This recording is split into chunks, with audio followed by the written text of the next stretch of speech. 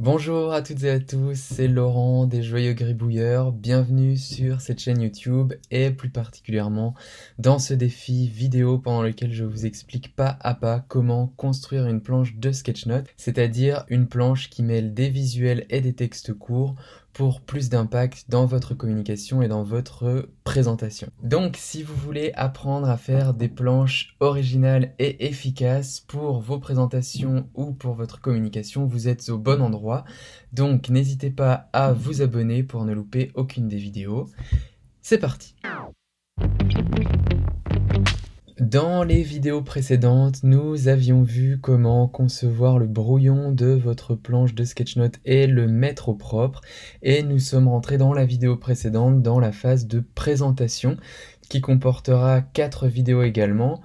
On avait déjà vu la vidéo d'hier qui était dédiée à la règle d'or du présentateur efficace, d'accord? Donc faire lire ou faire écouter, il faut choisir. Et nous allons voir du coup aujourd'hui les planches à lire, c'est-à-dire comment est-ce qu'on fait finalement pour faire une planche qui ne va être que lue, c'est-à-dire qui ne va pas être commentée. En effet, certaines planches se prêtent plus à la lecture que d'autres, d'accord? Si on reprend là les 2 exemples de planches que j'avais faites pour une avocate en droit social, eh bien en fait celle-là était destinée à une présentation, donc vous voyez que dans l'optique de respecter la règle d'or du présentateur efficace, il y a peu de texte, d'accord? Le but c'est pas que les gens lisent, c'est plutôt qu'on s'aide du visuel pour ancrer une structure globale et illustrer les propos tenus. Si par contre on regarde cette planche-là qui était destinée à être lue, on voit qu'il y a beaucoup plus de texte et là en fait le visuel va plus aider à structurer la planche, faire des pauses dans la lecture et ancrer éventuellement aussi la compréhension. En tout cas, on s'est pas posé la question avant dans les vidéos précédentes pour concevoir notre planche, est-ce que, ma planche elle est destinée à être lue ou est-ce qu'elle va être destinée à être présentée? Peut-être que vous vous l'êtes posé, mais peut-être pas. En tout cas, c'est pas grave puisqu'on va voir qu'il suffit finalement de peu de choses pour transformer une planche destinée à une présentation en planche destinée à être lue et inversement et donc c'est l'objet de cette vidéo et de celle de demain. Et donc si ça vous va, aujourd'hui nous allons voir comment transformer une planche à présenter en une planche à lire, après le générique.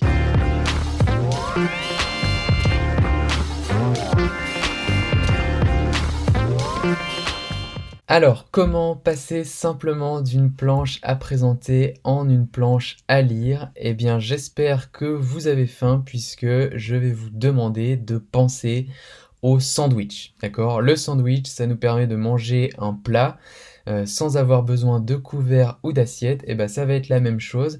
Du coup, une planche autoporteuse, on va chercher à faire en sorte qu'on puisse la consommer sans avoir besoin de rien, et donc on va juste lui rajouter quelque chose au-dessus et en dessous, ni plus ni moins. Donc vous allez tout simplement prendre votre planche et au-dessus, vous allez lui rajouter un titre et éventuellement une phrase d'introduction, d'accord? Dont le but va être de situer la planche dans un contexte que le récepteur pourra rattacher à quelque chose. Donc ça, j'imagine que ça vous parle, ça fait partie du principe de la communication efficace.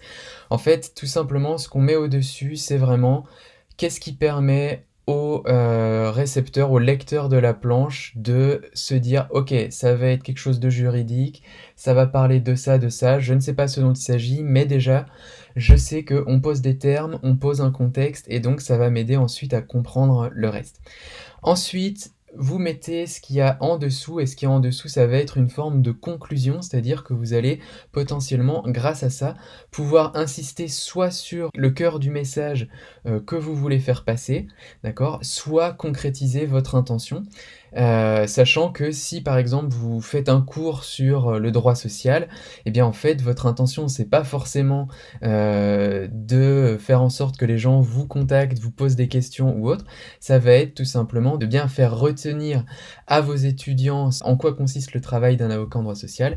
Et donc peut-être que cette phrase de conclusion-là que vous allez mettre à la fin de votre planche va permettre de résumer le cœur du message en une phrase. Et en fait, je vous ai dit, vous mettez quelque chose au-dessus, donc un titre, une introduction, vous mettez quelque chose en dessous, une forme de conclusion et rien d'autre, mais en fait, vous pouvez malgré tout quand même penser à mettre un petit peu de garniture, c'est-à-dire un peu plus de texte, en faisant en sorte que vos phrases soient plus lisibles. Donc si possible, des phrases un petit peu complètes avec verbe et complément en faisant bien sûr attention à ce qu'elles ne soient pas trop longues pour ne pas complètement, ruiner la mise en page que vous aviez déjà faite auparavant. Alors, qu'est-ce que ça donne avec la planche de l'avocate? Si on fait l'exemple concret, j'ai changé le titre, d'accord? Pour dire, avant c'était marqué en quoi consiste mon activité.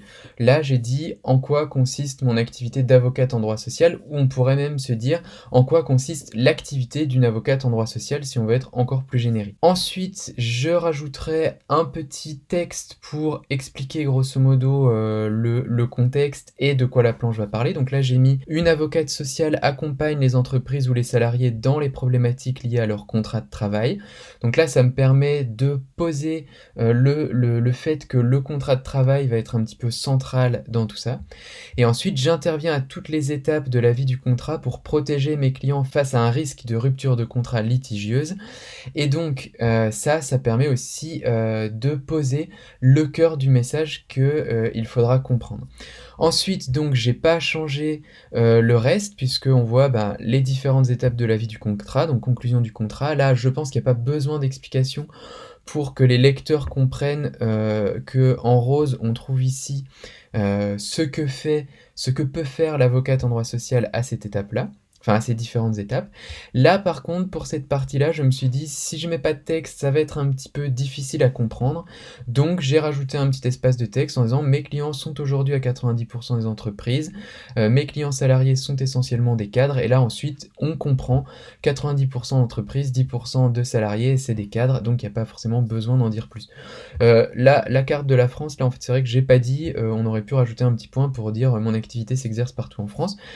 Voilà, et ensuite, du coup, si on veut, j'ai décalé ces parties-là, là, conseil et contentieux, je les ai mises en bas pour les rapprocher de la phrase de conclusion, enfin qui fait un petit peu office de conclusion et qui récapitule en disant « Ainsi, mon activité comporte 2 volets, une partie conseil pour prévenir d'éventuelles difficultés, donc ici à gauche, et une partie contentieux pour défendre mes clients si besoin. » Voilà, donc ça, c'est pas une planche qui serait destinée à des étudiants puisque l'avocate parle toujours de son activité, mais par contre, si elle veut, je ne sais pas, envoyer par mail ça pour se présenter dans une plaquette de présentation ou autre, eh bien en fait, la personne qui reçoit la plaquette peut la lire et comprendre en fait l'intégralité. Voilà, donc on aurait sans doute pu faire mieux, hein, il n'y a aucun problème. Là par exemple pour la phase de négociation, j'aurais aussi pu expliquer un petit peu en quoi consiste la phase de négociation plutôt que de parler des clients.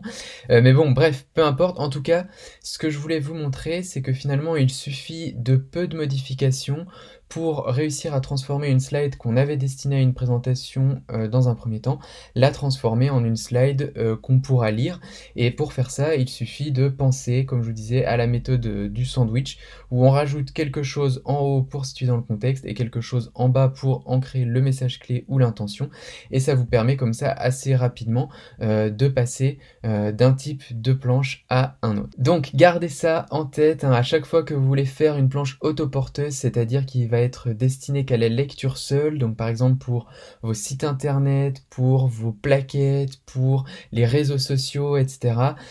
Pensez à limiter au maximum toute erreur d'interprétation en précisant bien votre contexte, en faisant des phrases le plus possible avec verbe et complément et en ancrant bien vos messages clés. Ça va énormément aider votre lecteur. Et par contre, bien sûr, si vous faites une présentation orale pour présenter votre planche, eh bien, toutes ces phrases-là, on va essayer de les enlever pour épurer la planche au maximum et éviter que les participants à notre présentation se mettent à lire le contenu de notre planche, puisque ce serait, comme on l'a vu hier, contraire à la règle d'or de la présentation efficace, qui consiste à dire que faire lire ou faire écouter, il faut choisir, mais ça, on le verra dans la prochaine vidéo. Voilà, donc c'est tout pour la vidéo du jour, j'espère qu'elle vous aura plu. Comme d'habitude, si c'est le cas, n'hésitez pas à mettre un pouce bleu ou deux, à la partager, à en parler autour de vous, à toutes les personnes que ça pourrait intéresser. En tout cas, merci encore pour tous vos commentaires sur les vidéos précédentes, ça fait vraiment plaisir. Merci aussi à Laila Beck pour sa question, pour savoir en fait est-ce que ce serait pas possible de ne tout faire que sur iPad, hein, contrairement à ce que je vous disais dans les précédentes vidéos où je vous disais moi j'utilise Procreate sur iPad puis ensuite je transfère le tout sur mon ordinateur sur PowerPoint. Laila Beck me demande est-ce que ce serait pas possible en fait de gribouiller directement sur le logiciel Apple Keynote et ensuite eh bien sur Apple Keynote sur iPad de faire en fait la mise en page. Et alors effectivement ça fait partie des options que j'ai considérées, hein, puisque moi aussi j'ai trouvé ça lourd de faire ça d'un côté, de transférer les fichiers, puis ensuite de faire la mise en page sous PowerPoint. Sauf que le problème avec Apple Keynote, c'est que pour gribouiller, c'est vraiment pas terrible. En fait, on n'a pas les calques, on n'a pas beaucoup de pinceaux. Il y a aussi une forme de lenteur, hein, quand on fait un trait. Il se passe un petit peu de temps avant qu'on voit vraiment le trait qu'on a fait apparaître. Donc je sais pas pourquoi, mais il y a plus de latence que sous Procreate.